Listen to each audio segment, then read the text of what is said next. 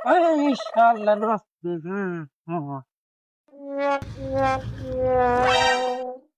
মদ খায়া শোয়া হাগে সে তানে পশু কনে দেখে বাজার দেখে তাল গাছে জাগায় রে মনোয়া মাঝি মদের নৌকায় আকাশ বাইয়া যায়।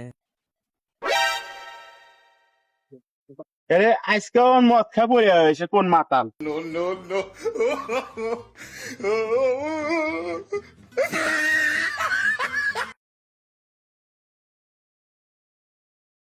গেদার কি হয়েছে?